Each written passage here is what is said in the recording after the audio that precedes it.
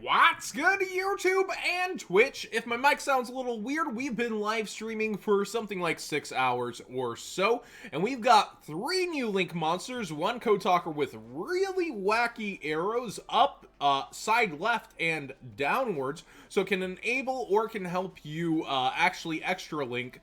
It's one of the first Code Talkers that can actually help do that because it has an upward and then side arrow, so that's pretty cool. And then we got 2 more monsters, one with a upwards and right arrow, perhaps helping even more with that. I haven't read these at all, but it's only a Link 2. And we have a Link 1 with only a downward arrow. So we actually have a starter for extra Link, a connector, and then a sideways connector, just missing the middle pieces. But all from, I'm guessing, one structure deck or so. Master Link Links. 3 Link monsters used by Playmaker in the anime, including his new ShootingCode Talker, using a bow and arrow. Let's get, the price is 1,000 yen, which is like $8 US, $9 US, somewhere around there. 44 cards included, official rule book, which I don't want to read, special playmatch / dueling guide. Alright, let's get into the monsters, guys. ShootingCode Talker is a Link 3 Water Cyberse Link Effect monster, so we keep changing the types. Attack 2300, of course, and we said the arrows. Materials are 2+, Cyberse Effect monster, specifically Cyberse. Some of you will be happy with you. What's your problem, John? What do you have against Cyberse? I like using cards from structure decks for any decks a lot of the time. I feel like I like that. But let's go ahead and read it. So let's see the worth of this card. First effect, at the start of your battle phase. You can activate this effect. During this battle phase, this card can make a number of attacks on opponent's monsters up to the number of monsters this card points to. So a maximum of 2 if it is pointing upwards and sideways. All right.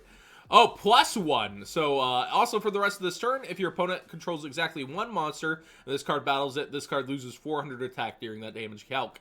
So it dips against 1 monster. You can obviously plan that out if you're planning. It can take up to 3 of your opponent's monsters out. So it's kind of a Azura Priest-ish, depending on what it's pointing to.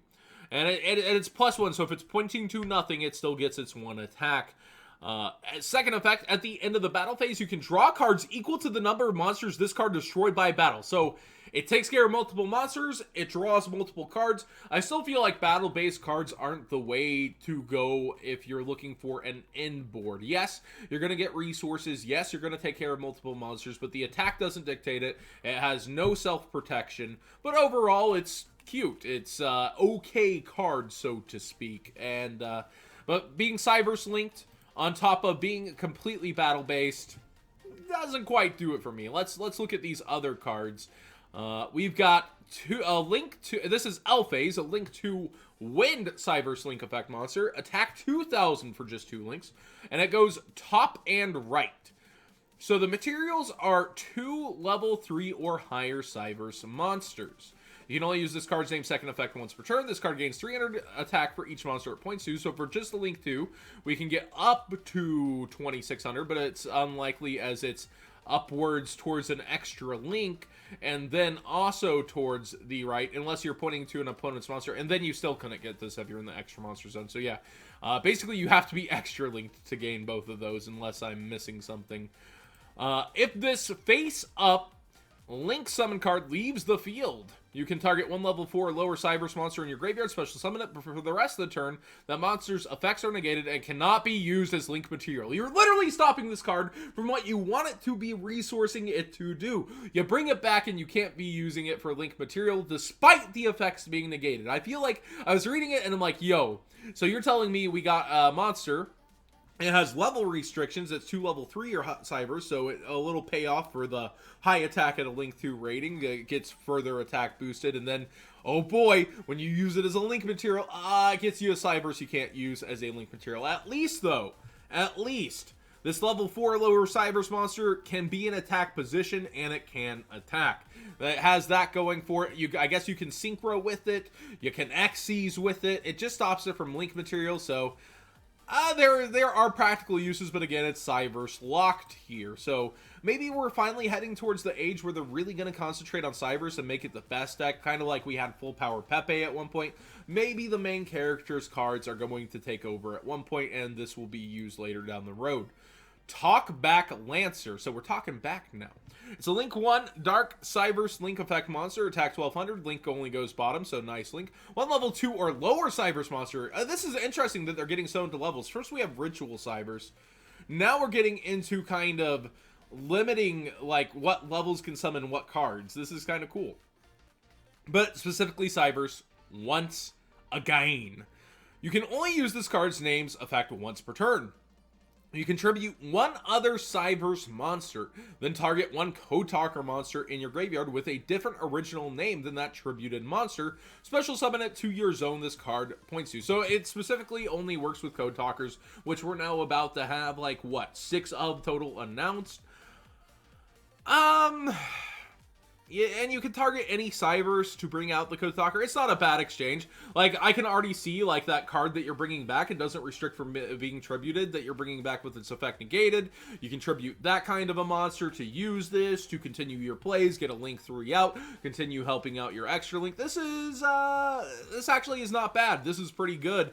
But it's an extender that you have to play early because it's a Link 1 that points downward, but there's no problem with leaving this in, like, your extra monster zone, continuing your plays, and then getting your extender effect out of it later. This is actually a really overall all-solid card, except, you know, you need specifically a level 2 or lower Cyberse to get your extender off. So it's really wanting you to resource a lot of the decks. I really like this. I think I do like, especially with that effect available, I do like the Link 2 a little more, but at the same time, I feel a few design flaws, like you have to extra Link to double boost. Maybe they just don't want you to get it above 2300. You can't use it for Link material, which is what it feels like it's supposed to be supporting, but I guess it encourages you to XC, Synchro, use other extra deck mechanics, and all of this is Cyberse locked.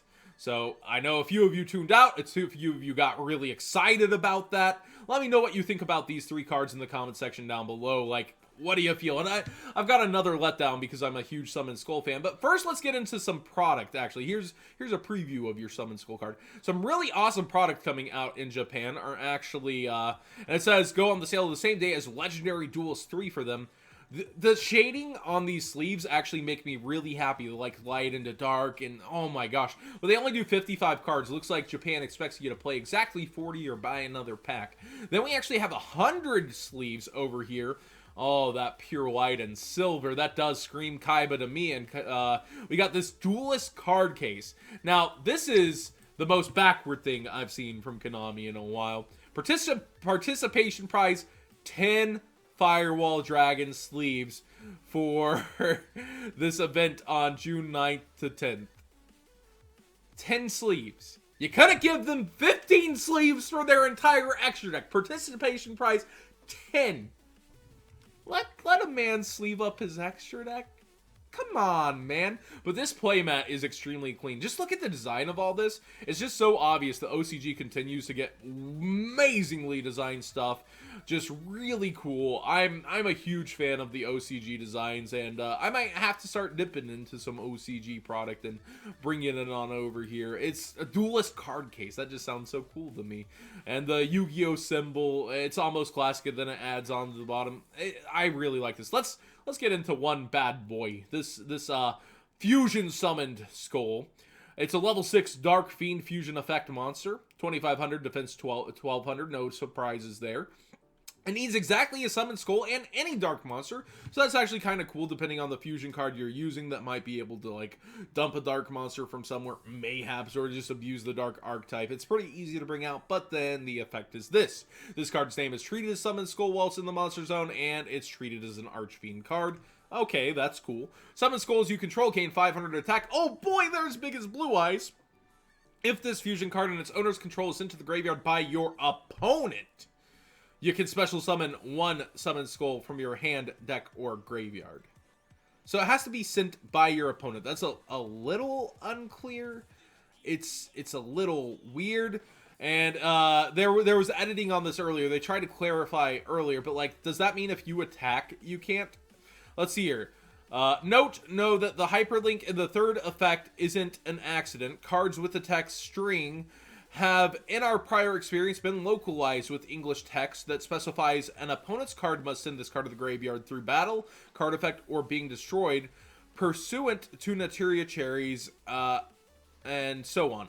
Said text strings are ruled in Japan to be usable in far broader circumstance than their English language text would imply, for example in relation to Lava Golem. We will keep an eye on this card to see how it is localized for English speakers. In the future, we hope to see this gap between text resolved.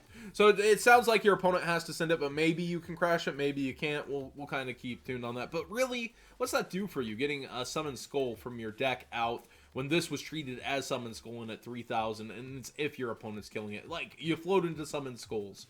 Cool. Of course, the art is metal as all get out. I super appreciate that. I do love me some legacy support, but I like my legacy support to be good and to make a lot of sense and to mayhaps let me win a few casual table 500 duels on Dueling Book. So there you guys have it. A couple new cards, a couple new products from the OCG. How are you feeling about all of this? Not the biggest news. The Cyberse cards are kind of cool, though. I can see that it's made sort of for extra Lincoln a little. One easy down arrow for Cyberse, one here, one up to help you connect. And the only way it gains gets 26 is if you're doing that. It's pretty cool overall, and I'm happy with this. There's nothing world-breaking in this, though, I feel. But maybe some of you Cyberse duelists know better than I do. Let me know.